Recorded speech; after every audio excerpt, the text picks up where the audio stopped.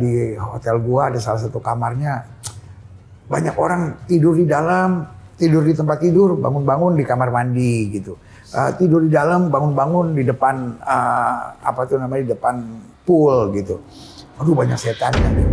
Saya bilang nggak apa-apa, saya tinggal aja gitu. Udah, saya tinggal 2 malam di situ.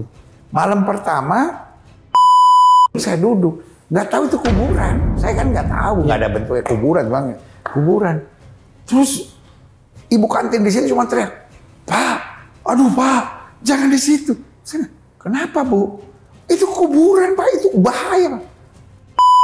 Kalau aliran saya, setan saya nggak tanya, saya usir aja gitu. Setan pakai tanya dia pembohong ini gitu dalam hati saya. Di beberapa kasus, saya usir setan, itu lama keluarnya. Yep.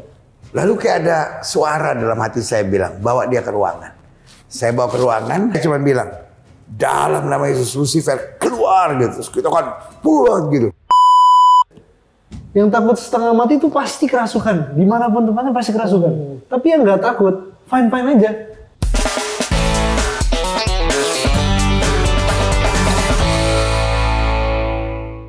Ini ada beberapa adegan yang kita buat ya. Santet gitu, tidak mempan.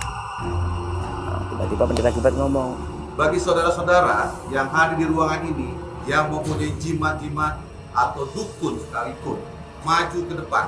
Kami undang ke altar. Datang gini, jarak dekat 1 meter muka dengan muka. Ya mukul bener gini, bukan alam roh lagi. Kita dengar ya, mungkin dari berbagai podcast juga ya. Sebenarnya kejadiannya itu seperti apa sih, Mas?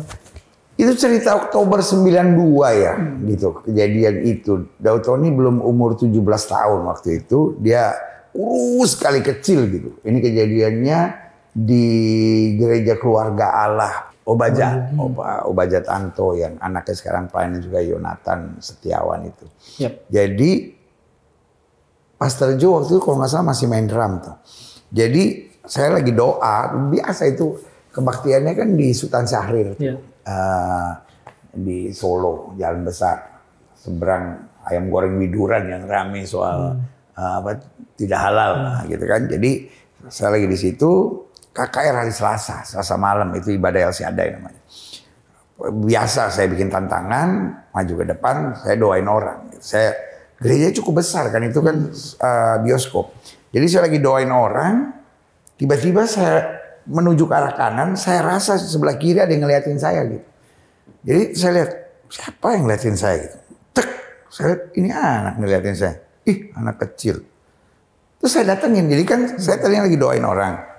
Terus saya berhenti, saya liatin, dia liatin saya lihat-lihatan gitu. Terus saya jalan, dia tetap liatin saya. Karena setahu saya orang kerasukan setan kadang-kadang nggak bisa lihat muka pendeta gitu, nggak bisa lihat mata pendeta, pasti buang muka. Saya lihat ya orang tinggi juga ilmunya. Jadi saya liatin, dan saya masih muda banget. Umur masih berapa ya, 92 berarti saya masih 26 tahun. Jadi saya jalan deket gitu. Tapi saya udah mulai jengkel gitu. Namanya saya masih 26 tahun walaupun jadi pendeta juga. Tapi kan darah masih agak panas sedikit gitu ya. Darah muda gitu kan. Jadi saya samperin, saya liatin. Akhirnya kita tuh dekat sekali sampai napas bisa berasa gitu. Bener-bener lihat begini gitu. Dan dia gak goyang. Akhirnya saya pegang kepalanya kan. Dalam nama Yesus. Tiba-tiba dia jatuh. Dus. Pas dia jatuh dia langsung berdiri gitu.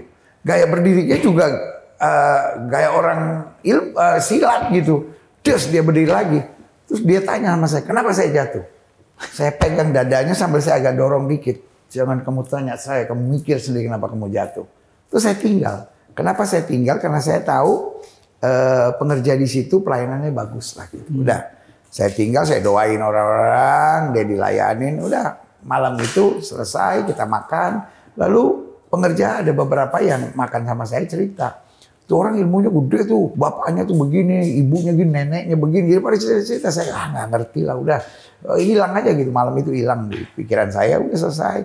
Besok paginya saya ada urusan sama Pak Obaja. Jadi kebetulan Pak Obaja lagi ada terima telepon, dia bilang sebentar ya Pak Gilbert saya terima telepon. Oh nggak apa-apa, santai Pak, santai.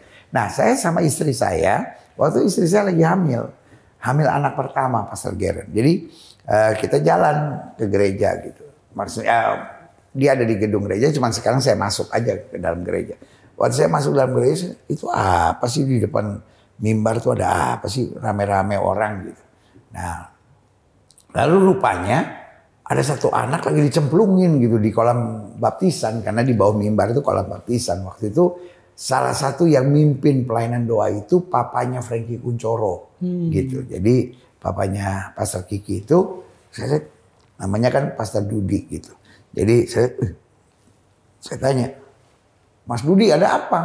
Dia bilang, ini yang kemarin Pak Gilbert doain, kita mau baptis ini. Tapi nggak bisa kecebur orangnya, jadi dia punya ilmu ilmu tapak bayu apa yang nggak bisa masuk di air.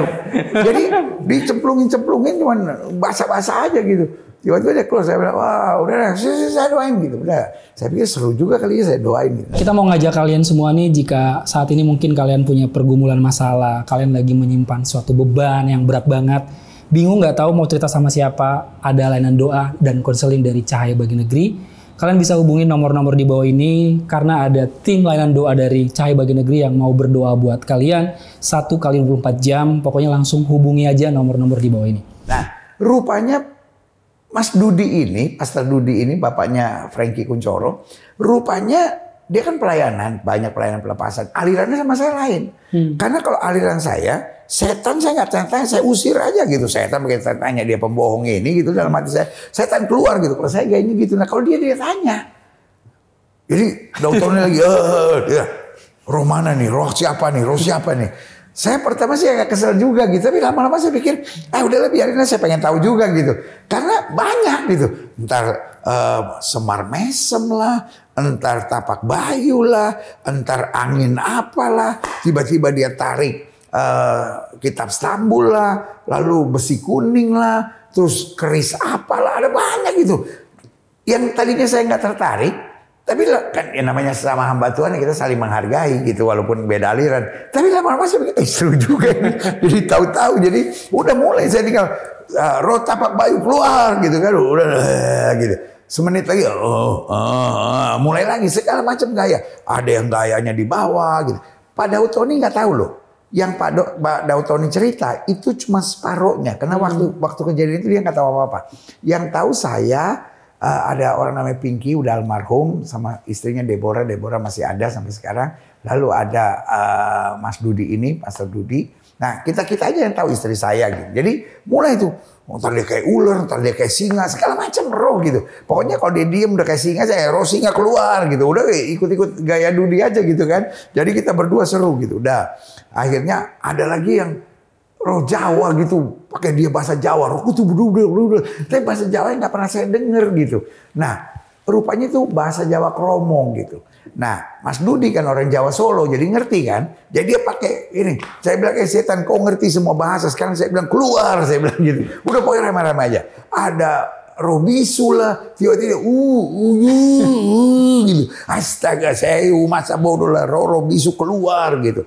Nah, salah satu yang terakhir, pokoknya yang terakhir lah, tiba-tiba dia mulai pasang kuda-kuda gitu. Waduh, ini repot nih gitu.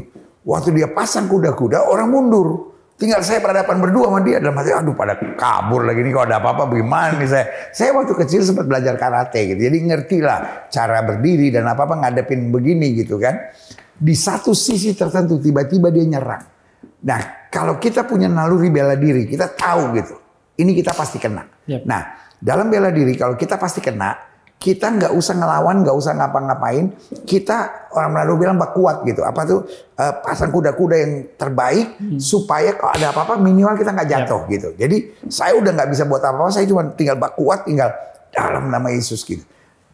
Persis di saat ya tinggal 0, berapa mili kali itu senti kali saya kena, anginnya udah kena gitu.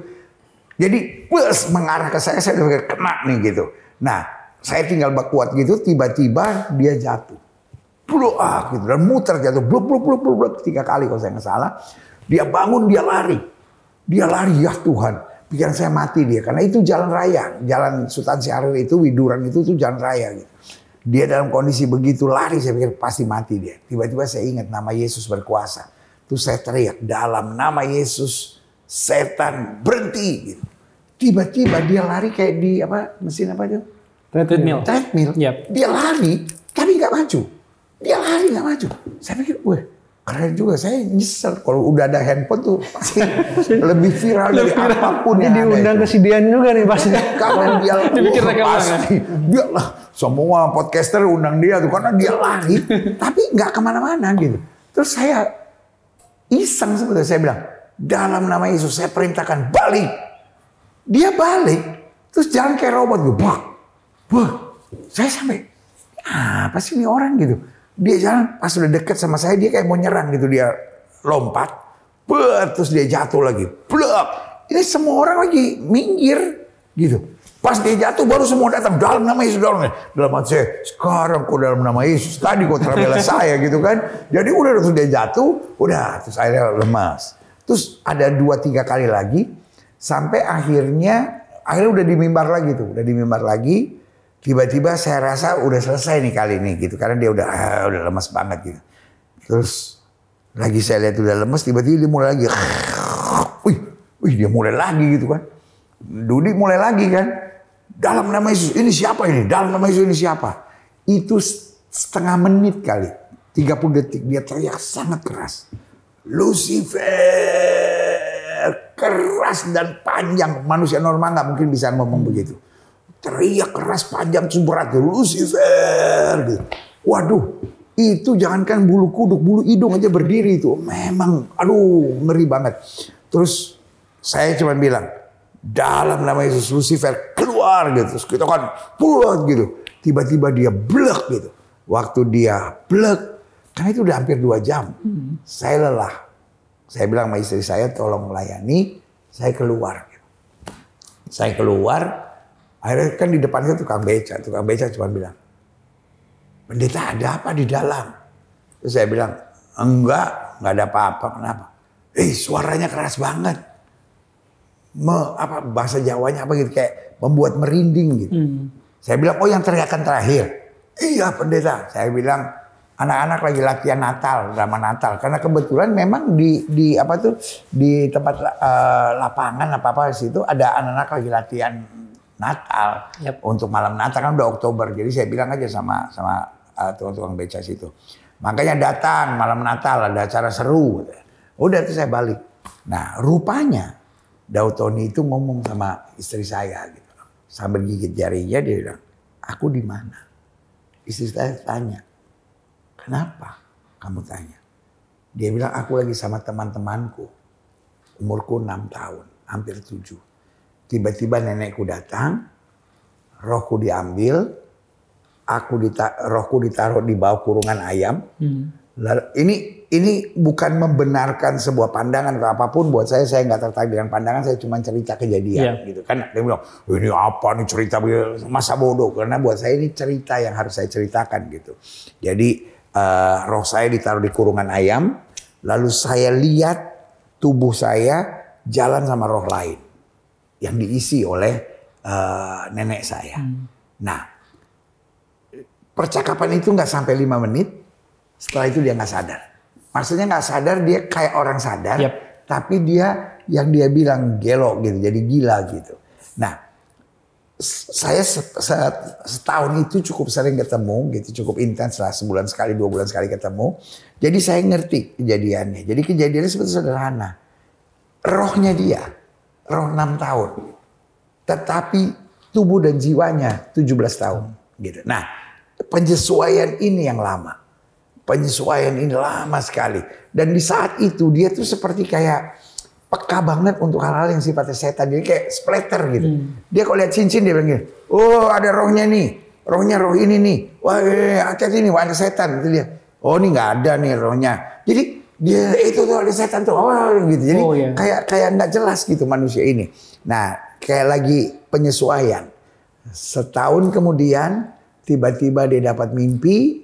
Jadi dia ditaruh di rumahnya Mas Dudi. Tanya sama Kiki tuh, Frankie Kuncoro. Tahu banget tuh lagi begitu-begitu disempet ditaruh di rumahnya Frankie. Kata Frankie, waduh di kamar saya sampai takut. Saya takut dia nempel di atap di atas gitu ya kan. Gitu. Jadi sempat di rumahnya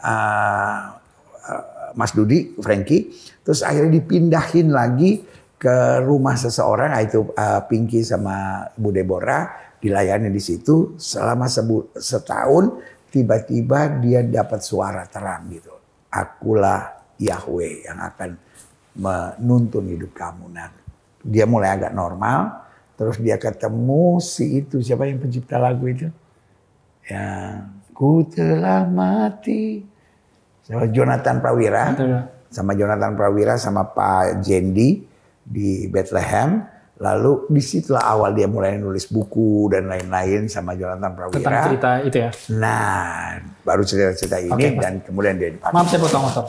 Dari Bro secara pribadi nih kan, karena kan kita di zaman kan ada konten Bro juga ya tentang kita masih percaya dengan ada yang mungkin yang ziarah ke kuburan. Walaupun di era modern ini kan sekarang kan orang-orang tuh makin banyak percaya kepada hal-hal gitu. Misalnya kalau kita datang ke suatu daerah itu banyak sesajen dan lain. Nah, pernah melihat sebuah fenomena tentang hal-hal kayak gitu Kak? Kalau saya pribadi sih, saya dulu pernah interview seorang dokter yang mama keluarga dokter besar di Medan. Dan seperti pastor tadi cerita, pelepasannya bahkan dia melihat conjuring terbang katanya. Jadi mamanya dilepaskan sama hamba Tuhan dalam nama Yesus. Secara pribadi gimana? Pernah lihat hal-hal pelepasan atau hal-hal kayak gitu dan kuasa kegelapan? Kalau aku udah bosen lihatnya bro.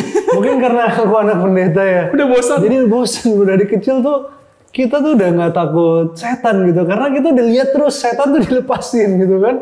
Apalagi iya jadi kayak udah bosan kalau KKR kan biasa dipanggil maju. Ada aja tuh suara-suara kayak oh gitu. Ada setan, ular ya, aduh pokoknya semua mau itu nanti kayak harimau lah, nanti kayak pokoknya semua binatang tuh kayak udah pernah lihat gitu, kayak sampai muntah-muntah lah, sampai wah pokoknya udah apapun setannya tuh udah pernah lihat gitu, jadi udah nggak kaget, udah bosen jujur. Jadi anak pendeta tuh nggak takut setan.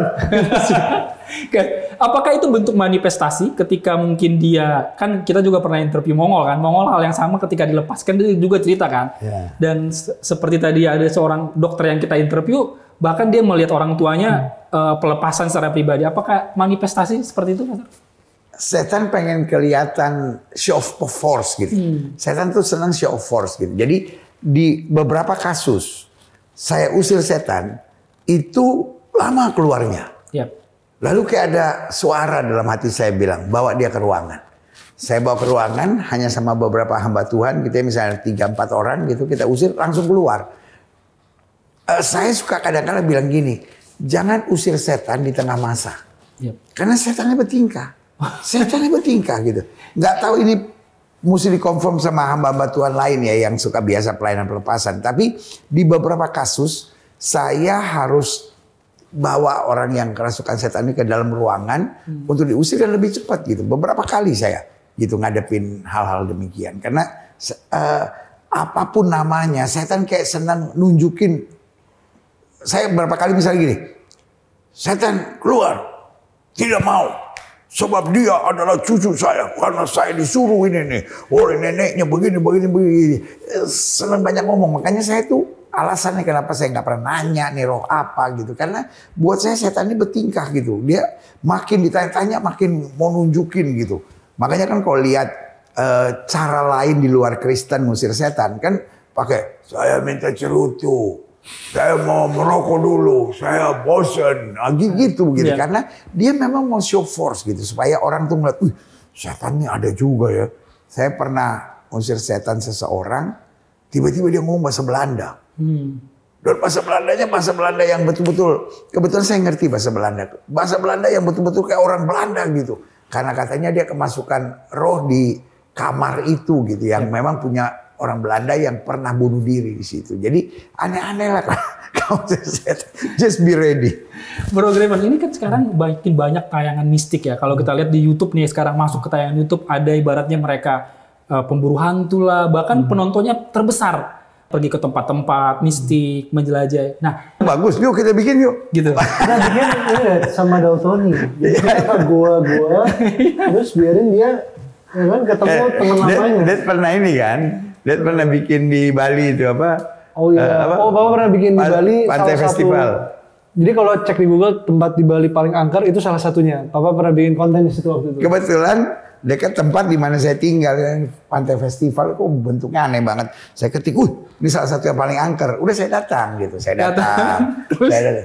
datang gitu kan. Oh ini banyak setan nih gitu kan. Udah Waktu saya masuk pertama, orang-orang sekitar situ bilang, pendeta jangan masuk situ. Bahaya, pendeta bahaya. Saya bilang nggak apa-apa, kerjaan saya memang begini gitu ya kan. Gitu. Sampai pas saya keluar, jadi bagaimana? Di dalam ada makhluk-makhluknya nggak? Saya bilang ada. Cuma saya kan nggak mungkin pakai bahasa Kristen kan, mereka bukan Kristen. Jadi saya bilang gini, jadi pendeta bikin apa? Saya bilang ya saya beresin aja makhluknya. Saya bilang sekarang saya ada di sini, jadi yang nggak mau ikut saya semua pada ke laut. Yang mau dengar saya, ya jangan ganggu siapa-siapa ya, terserah mau ada di mana. Saya bilang, udah. Ya, gitu ya, tiba-tiba datang lagi anak muda sekumpulan, dia bilang, pendeta, ada istananya. Hah? Apa istananya? Istananya jin-jin itu. Oh iya, bawa saya kemana? Tapi saya nggak berani masuk. Kasih tahu ya, nanti saya beresin. Oh, udah saya datang ke sana. Dan setelah kita usir-usir begitu, 5 bulan kemudian, sekarang ditata rapi. Ada konser bahkan terakhir. Sekarang konser siapa? Si Fabian Mahalini. Mahalini, terus pameran furniture, motor. Terus mau pameran motor. Jadi sekarang mungkin kalau dicari sekarang udah bukan tempat paling angker, tapi nggak tahu gitu. Tapi sekarang kenyataannya udah dibersihin, udah bagus, udah jadi tempat ya kayak tempat umum untuk konser, orang wedding ini foto pre-wed dan lain-lain. Dari sisi pastor saya pribadi, kenapa ibaratnya walaupun tempat angker mau ngedatengin, nggak takut karena apa? Karena memang udah percaya dengan kuasa Yesus atau? Bukan, karena kan iblis di bawah telapak kaki orang percaya. Nah, iblis itu makin kita takuti, makin dia berkuasa gitu. Jadi kalau gitu, takut setan. Di Indonesia ini hanya di Indonesia, di seluruh dunia nggak ada. Rambu lalu lintas yang nulis begini, awas di sini sering terjadi kecelakaan. Yeah. Nah, nggak ada di seluruh dunia rambu itu. Awas licin ada, awas salju ada, awas binatang buas suka melintas ada.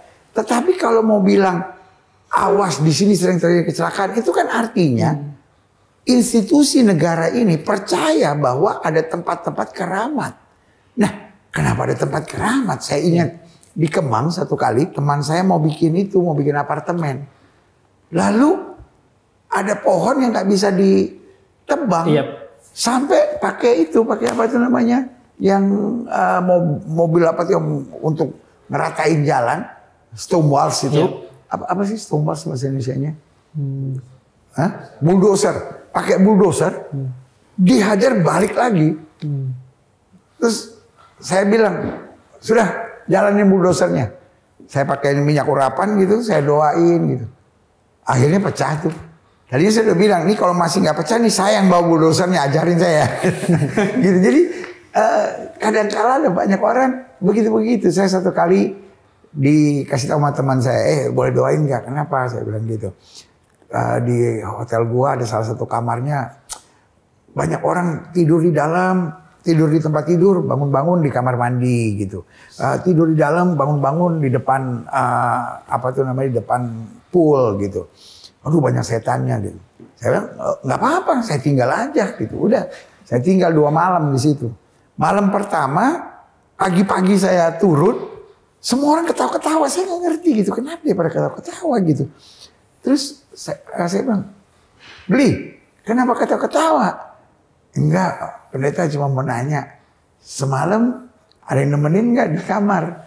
Terus saya bilang, lah jangan nanya saya, tanya sama orangnya bagaimana perasaannya waktu saya tidur, saya bilang gitu. Karena saya sih tidur nyenyak-nyenyak aja tuh. Saya masuk kamar, setengah jam kemudian saya hilang aja gitu. Pagi-pagi bangun ya jam bangun pagi saya jam 5, ya udah saya bangun gitu. Nggak ada pindah-pindah, mungkin apa dia pikir pendeta ini gede, susah diangkat gitu. Nggak tahu lah saya gitu. Tapi puji Tuhan sih, beberapa 6 bulan atau 7 bulan kamar itu nggak bisa dijual. Karena terlalu banyak komplain gitu. Dan akhirnya banyak yang nuntut dan segala gitu. Nah, semenjak saya tinggal di situ, sampai sekarang, baik-baik aja tuh sampai saya bilang, jangan lupa itu. Minimal 50%-nya kasih ke gereja gitu. Enggak sih, cuma bercanda aja gitu. Cuman maksudnya ketika orang pikir itu ada setan di situ, ya setannya berkuasa gitu. Tapi ketika kita usir, kita bilang, oh ini orang mau bisnis di sini ngapain ya mau ganggu-ganggu. Ya udah gitu. Bro Graven, di Indonesia bahkan dibuatin film kan. Bahkan seperti tadi Pastor bilang, yang ada adegan kamar atau kejadian peristiwa itu malah dibikin based true on story kan.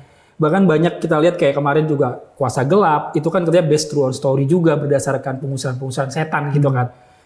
Survei-survei yang dilakukan. Nah, sebagai anak muda gimana bro?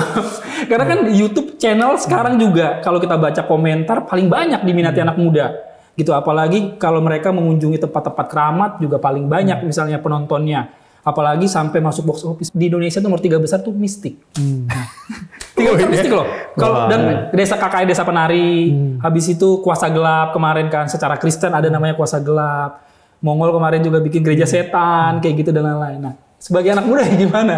Sebagai anak muda kita harus tahu bahwa kasta setan tuh lebih rendah daripada kita. Karena aku pernah nonton yang mereka tuh ke tempat gitulah, tempat yang katanya wah angker gimana. Ada 2 orang.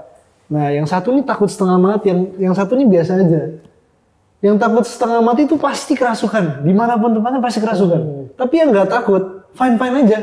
Mereka udah kayak ke 5 sampai 10 tempat sama. Yang takut pasti kerasukan, yang nggak takut nggak kenapa-napa. Jadi aku menyimpulkan bahwa ya setan itu senang dengan orang-orang yang takut sama dia gitu.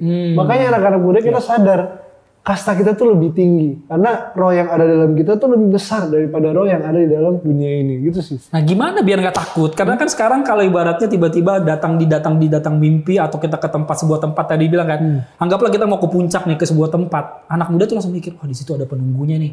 Kan itu kan udah kebentuk kan secara psikologis juga. Nah, gimana biar jadi seorang kayak Bro Grepen nggak takut? Karena jujur aja anak-anak muda sekarang juga banyak takutnya kan. Kayak gitu dari pengalaman Bro. Kita harus ingat ada kuasa yang lebih besar gitu. Kuasa Yesus. Kalau aku lagi main-main nih, pas masih kecil lagi main-main, aku misalnya takut dimarahin sama orang. Takut karena aku lari-lari, aku takut. Tetapi aku lihat, oh di samping ada papa. Berarti aman dong, aku mau semain-main apapun pasti gak akan ada yang marahin. Kenapa? Karena ada papa. Karena kuasa papa tuh, aku anggap tuh lebih besar. Karena papa tuh udah dewasa gitu. Sama di dalam hal seperti ini. Kalau kita sadar kuasa Yesus lebih besar, kita nggak akan takut apapun. Walaupun misalnya banyak, ya apalagi kita kan dibesarkan oleh budaya-budaya kan, tradisi nenek moyang. Kalau kita pergi ke daerah-daerah juga, ibaratnya kita bisa talk sama, ya bro bisa pernah bikin konten itu kan, kuburan lah, minta nasihat lah, minta doa. Di Indonesia sih gara-gara ini, kalau orang Indonesia kan dulu, khususnya zaman saya, jam 6 sore kan harus masuk rumah gitu kan. Dan waktu ada maghrib gitu bunyi kan, ya, udah maghrib, masuk rumah. Terus kalau kita masih main-main bang, hati-hati lo ada setan lo gitu. Jadi kita dari kecil udah mungkin tujuan orang tua baik gitu supaya udah sore, ayo masuk belajar gitu, makan waktu di rumah gitu. Cuman di budaya kita tuh gampang sekali bilang, wah ada setan gitu. Nah, jadi kita tuh dari kecil udah mikir seperti yang Grepen bilang, setan tuh kastanya lebih tinggi gitu. Dia bisa nyerang kita, tapi sekarang setiap anak muda, setiap orang Kristen, setiap orang beragama itu harus kembali menempatkan setan di kasta yang lebih rendah dari kita. Jadi kita nggak khawatir. Saya satu kali pengalaman di Polres Pulau Seribu. Jadi Polres Pulau Seribu itu punya satu pulau. Apa nama pulaunya sih itu? Nah, itu ada penjara di situ. Tapi nggak ada petugasnya. Kenapa nggak ada petugasnya? Nggak ada yang berani di situ. Karena memang suka digangguin gitu. Jadi akhirnya kebetulan Kapolresnya jemaat. Jadi dia bilang, pendeta itu kayaknya orang-orang di situ mesti doain itu pendeta. Udah saya datang gitu. Saya datang, ada 3 masalah yang di dalam situ. Terus mereka bilang, waduh, di sini pendeta kita nggak boleh salah, tidur sembarangan aja itu ditendang. Jadi rupanya ada orang Nigeria nggak salah waktu itu kasus narkoba itu pernah bunuh diri apa pernah hukuman mati di situ gitu. Nah apa yang terjadi, dia bilang kalau kita salah itu orang muncul, dia tendang, kadang-kadang dia seret kita gitu dan berasa betul-betul. Kita nggak bisa lihat orangnya, tapi kita ngebayangin gitu, tiba-tiba muncul gitu. 3 sampai bilang, pendeta minta tolong, pendeta tolong bilangin sama Kapolres, buang di Nusa Kambangan dan lebih mending daripada di sini, nggak tahan di sini. Sampai nangis-nangis gitu sama saya gitu, sampai saya doain apa segala macam. Lalu selesai saya keluar, saya duduk. Ya ada kayak tempat untuk saya bisa duduk, saya duduk. Nggak tahu itu kuburan, saya kan nggak tahu, nggak ada bentuknya kuburan banget, kuburan. Terus ibu kantin di sini cuma teriak, "Pak, aduh Pak, jangan di situ." Saya, "Kenapa Bu?" "Itu kuburan Pak, itu bahaya Pak." "Oh, oke." Saya berdiri karena saya tahu kuburan, saya berdiri. Terus dia cerita ada tim dunia lain datang ke situ sama orang pintarnya. Waktu dia lagi doa-doa, terus dia bilang, "Wah, roh yang di sini lebih besar dari saya. Kita jangan ke sini. Dia bisa bikin kita semua sakit." Dan memang Pak, setiap orang yang duduk di situ itu pasti sakit. Hati-hati ya Pak. Lama-lama saya mikir, masa saya sakit sih? Tapi puji Tuhan sih, sampai seminggu saya nungguin gak sakit-sakit. Bulan depannya saya balik ke situ, ibunya yang ngelihat saya, "Bapak sehat." Lah ibu yang sehat atau enggak, saya bilang gitu. Jadi memang benar kata Gravens. Iblis itu kastanya lebih tinggi atau lebih rendah. Buat orang-orang yang menganggap iblis kastanya lebih tinggi, dia pasti dijajah. Tapi buat mereka yang menyadari iblis kastanya lebih rendah, kita aman. Apakah dengan kita percaya Yesus, kuasa Yesus, secara otomatis sebenarnya kita nggak mampan dengan kuasa gelap atau santet atau apa? Pasti, karena Alkitab bilang roh di dalam kita lebih besar dari roh yang dunia ini. Jadi kan Alkitab bilang bahwa kita menjadi anak raja, gitu. Nah, mana mungkin orang yang kastanya lebih rendah? Ini zaman bukan zaman sekarang. Kalau zaman sekarang misalnya kayak di Bali yang masih berlakukan kasta, udah nggak penting lagi, gitu. Tapi kalau zaman dulu kasta lebih rendah kan nggak boleh menghadap kasta yang lebih tinggi, gitu. Nah, begitu juga roh di dalam kita lebih besar sehingga iblis nggak mungkin bisa masuk, gitu. Dia coba ganggu, gitu. Tapi dia nggak bisa masuk. Makanya saya percaya orang Kristen yang dipenuhi Roh Kudus nggak bisa disantet, nggak bisa diguna-guna, nggak bisa diserang kuasa kegelapan apapun, gitu. Karena roh di dalam kita lebih besar, gitu. Gimana caranya kita biar bisa melepaskan ketakutan-ketakutan atau intimidasi yang mungkin sudah ditaruh sejak zaman nenek moyang kita? Secara pastor, apa yang pengen disampaikan? Bahaya, kalau percaya kuasa gelap itu bahaya. Kenapa bahayanya? Sekarang gini ya, saya banyak kasus rumah tangga. Suami istri baik-baik. Tapi ketika suaminya dikirim santet oleh perempuan, tiba-tiba laki-laki ini udah nggak lihat istrinya tuh benci aja gitu. Gitu.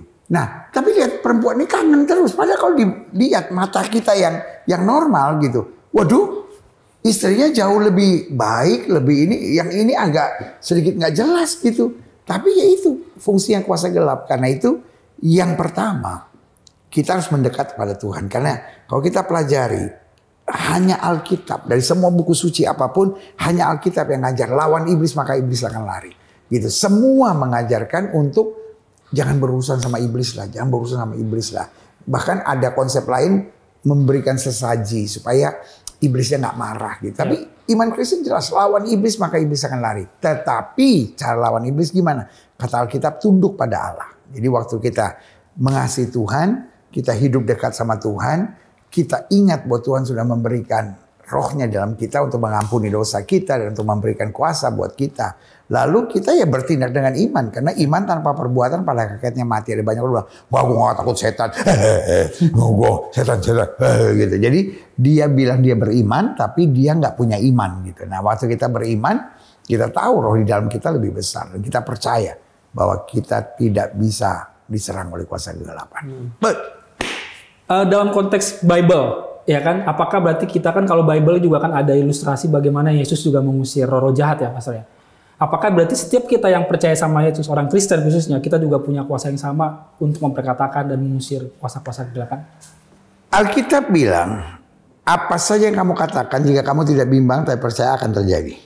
Alkitab bilang bahwa hidup dan mati seseorang dikuasai oleh lidahnya.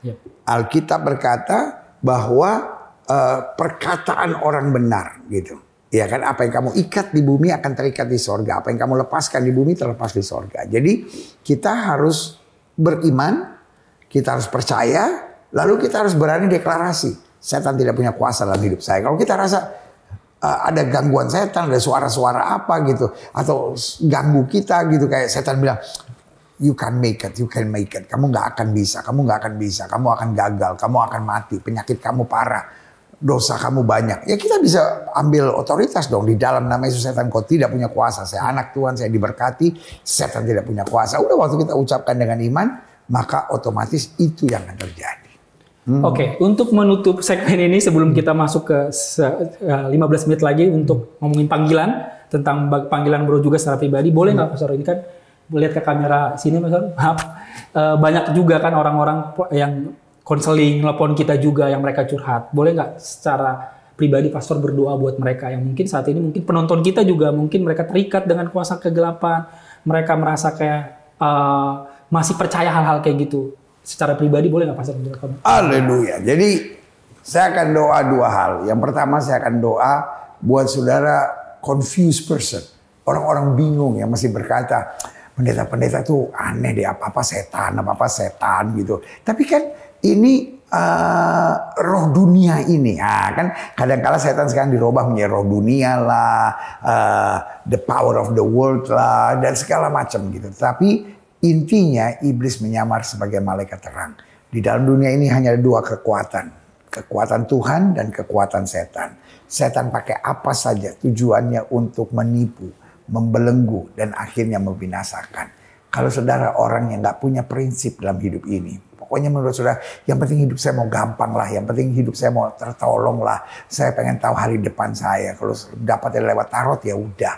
Dari tarot, kalau dapatnya dari kekuatan tertentu ya udah. Kalau dapatnya ketenangan saya dari yoga, dari mengosongkan pikiran, ya itu saya buat. Yoga is not a sport, yoga is a worship. Buat saya yoga bukanlah olahraga, yoga adalah penyembahan.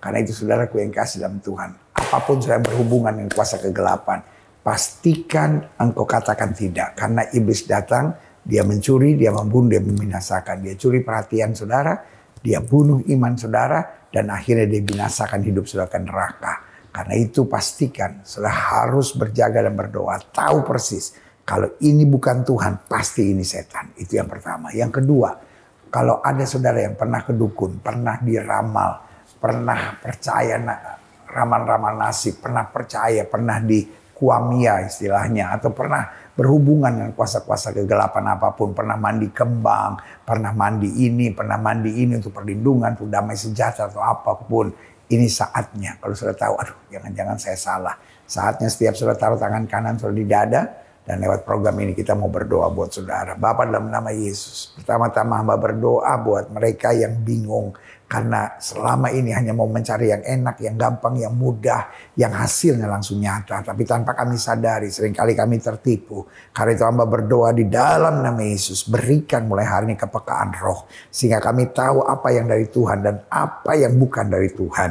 Apa yang dari Tuhan itu yang kami mau jalankan. Apa yang bukan dari Tuhan itu yang harus kami tinggalkan di dalam nama Yesus. Terima kasih Bapa. Dan selanjutnya hamba berdoa untuk setiap mereka yang terikat dengan kuasa-kuasa kegelapan. Kami tahu iblis datang dan mengutuk, iblis datang dan membelenggu. Karena itu segala kutuk dan belenggunya kami lepaskan di dalam nama Yesus. Darah Yesus, darah Yesus, darah Yesus menyucikan. Darah Yesus membebaskan. Darah Yesus menyelesaikan segala kutuk, ikatan kuasa kegelapan. Sehingga kami orang-orang merdeka, karena firman-Mu berkata, jika anak itu memerdekakan, kamu benar-benar merdeka di dalam nama Yesus. Saudara yang pernah berurusan dengan kuasa kegelapan, ulangi doa saya. Katakan Tuhan Yesus. Dengan suara keras katakan Tuhan Yesus. Ya, sama-sama dengan suara keras katakan Tuhan Yesus. Aku anakmu. Aku menerima Engkau sebagai Tuhan dan Juru Selamat. Basuh dan sucikan aku dengan darahku. Bebaskan dan lepaskan aku dari segala belenggu. Dan aku percaya, saat ini aku sudah disucikan. Aku sudah dilepaskan. Aku sudah dimerdekakan. Dan karena itu aku terima dengan iman Roh Kudus di dalam aku. Dan mulai hari ini setan gak punya kuasa lagi dalam hidupku. Roh Kudus lebih besar dari roh yang alam dunia ini. Aku menang. Aku diberkati. Aku akan jalan seturut kehendak Tuhan. Aku percaya di dalam nama Yesus. Amin. Kalau saya naikkan doa itu, engkau bebas. Engkau berkemenangan, engkau hidup dalam kemuliaan. Haleluya.